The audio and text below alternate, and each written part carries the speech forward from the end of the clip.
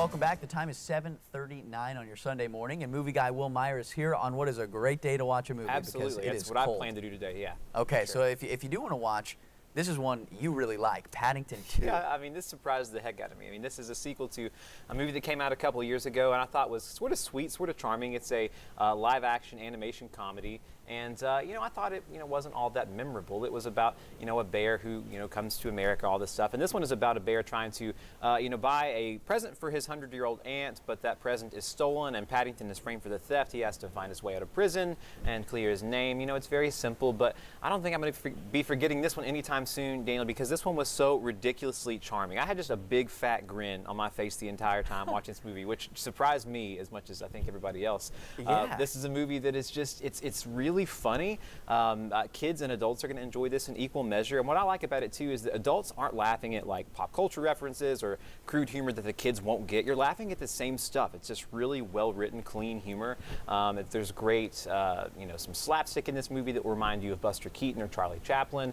It's got a compelling crime caper story too. I was really caught up in the story. I think the visual effects are great too, and I even really like the action. There's a 15-minute sequence at the end of this that is set on a train. I haven't yet seen the Liam Neeson train thriller that just came out called The Commuter, but I'll be shocked if anything in that movie is as thrilling as the last 15 minutes of this film. So last but not least, I thought this was moving. At the end, I was tearing up a little bit, man. Like it surprised the heck out of me, like wow. I say. Hugh Jackman was great in this movie too. It's nominated for a bunch of BAFTAs, so it's getting acclaim, and it has a 100% rating on Rotten Tomatoes. So, it is silly. You roll your eyes a couple of times, and it's predictable, but it's about finding the good in other people. The movie is, and it's easy to find the good in this movie. So I say easily 3.5 out of 4 stars. We've been doing this for over a year. This is one of the most glowing reviews I've ever heard you give, and it's about a movie with an animated bear. Yeah, exactly. And a sequel too, yeah. Wow, and a sequel. Yeah. Okay, that just happened. Next up is The Post. The Post. This is a movie that is based on a true story. This is nominated for 6 Golden Globes, and it was also named AFI's Film of the Year.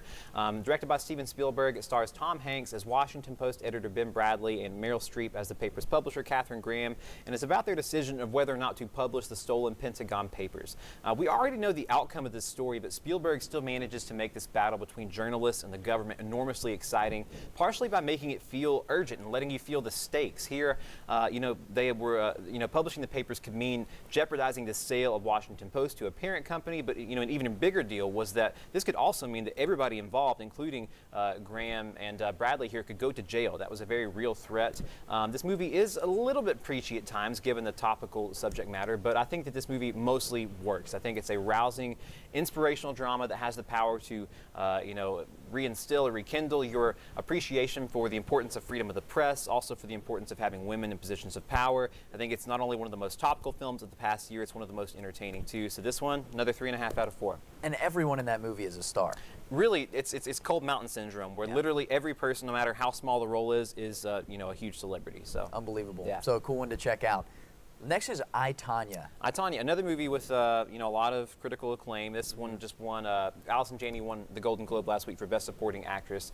It's a film that's also based on a true story. It's about the life of U.S. figure skater Tonya Harding, who won Olympic medals, broke records, but in '94 she was banned for life from the U.S. Figure Skating Association for her alleged involvement in the attack on fellow skater Nancy Kerrigan. It stars Margot Robbie, Allison Janney, Sebastian Stan. It's a movie that tries to paint a more empathetic portrait of the one portrayed in the media, Tonya Harding, for the last 25 or so years. It's a film too that takes a comedic approach. So it wants to, achieve empathy, but also sort of have fun making fun of Tonya and the people in her life. And so it's an interesting tone that this movie tries to find there. It's a movie that, I don't think always works because of that. This is a movie that, for the first hour and a half is sort of laughing at Tonya Harding and people around her, making fun of her, making her really crude and profane. And then in the end, this movie just wants to say, how dare you sort of laugh at her. This is a sympathetic, misunderstood heroine. And, I don't think you can really have your cake and eat it too. So the tone for me was off, but this is a stylish, slick, energetic movie. A lot of it is quite entertaining. A lot of it is funny. There are 2 really good performances from Margot Robbie and Allison Janney. But, I think this movie has a lot of problems. I don't like it as much as a lot of people. It'll surely get Oscar nominations, but I think it's an okay movie with really good performances. So I'd say 2.5 out of 4 for this one. Okay, well, Will, 3 incredible reviews. Thank you. Yeah, thanks. Excited to go out and watch some movies now, and we can also check out your Facebook page. Yeah, I got more on my Facebook page, facebook.com/Will Meyer the Movie Guy. I got my top 10 list up there from last week, so if you didn't catch that, you can go check that out there.